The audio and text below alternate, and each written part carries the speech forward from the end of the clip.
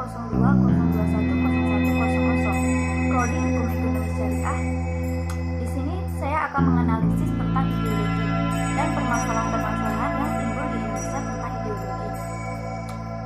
Pertama-tama, saya akan menjelaskan tentang pengertian ideologi.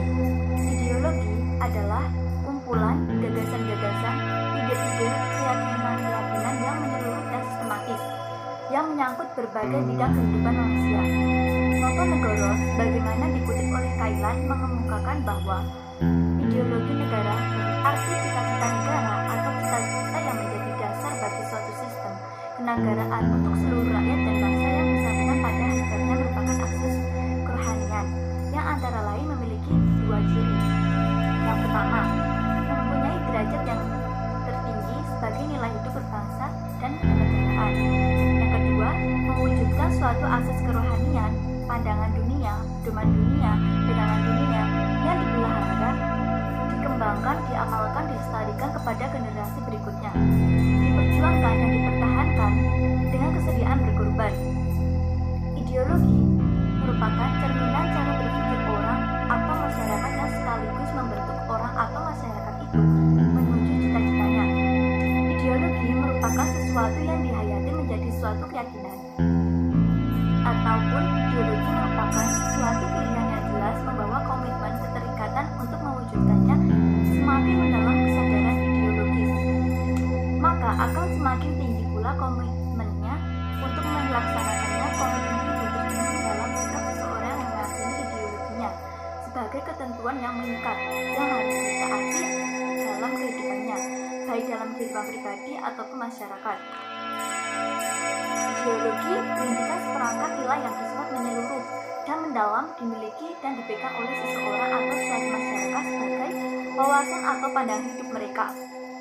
Melalui rangkaian nilai itu, mereka mengetahui bagaimana cara yang paling baik, yaitu secara moral atau normatif, dianggap benar dan adil dalam bersikap dan bertindak, mampu untuk memelihara, mempertahankan, membangun kehidupan duniawi bersama dengan berbagai dimensinya.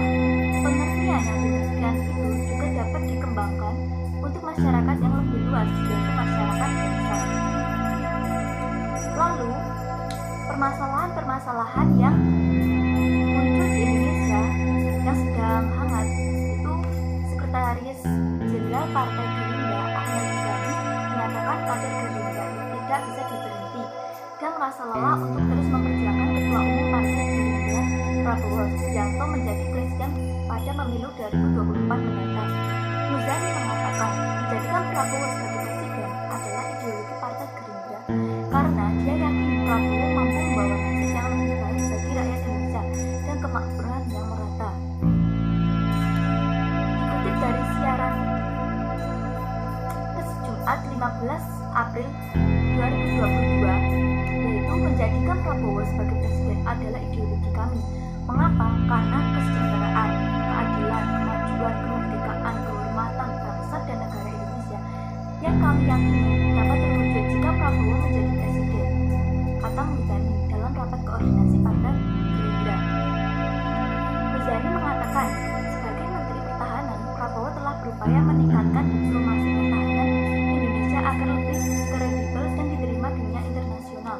Prabowo menekankan tugasnya sebagai manhan daripada hasil survei.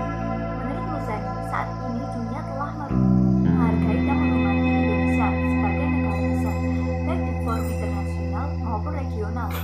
Oleh karena itu, saya meminta seluruh kader Gerindra untuk tidak pernah berhenti, tidak pernah bosan, apalagi menyerah dalam memperjuangkan pemimpin umum besar Prabowo menjadi presiden sampai terwujud. Beliau yang berkata, Muzani. Dia juga menginstruksikan kadernya agar Gerindra bisa menang di Lampung dan pemilu legislatif 2024 mendatang. Selain itu, Muzani meminta kader Gerindra di Lampung untuk tetap setia kepada partai meski baru saja terjadi pergantian pimpinan di DPD Gerindra Lampung. Menurut Muzani, pergantian pimpinan merupakan ujian loyalitas bagi setiap kader partai. Jika kita bisa menerima semua itu, maka itu adalah kader partai yang sejati. Kader yang setia, loyalitas diperlukan untuk mewujudkan ideologi partai, yaitu kekuasaan yang ditujukan untuk keadilan dan kemakmuran rakyat Indonesia bersatu. Berikut itu permasalahan-permasalahan yang sedang booming di Indonesia.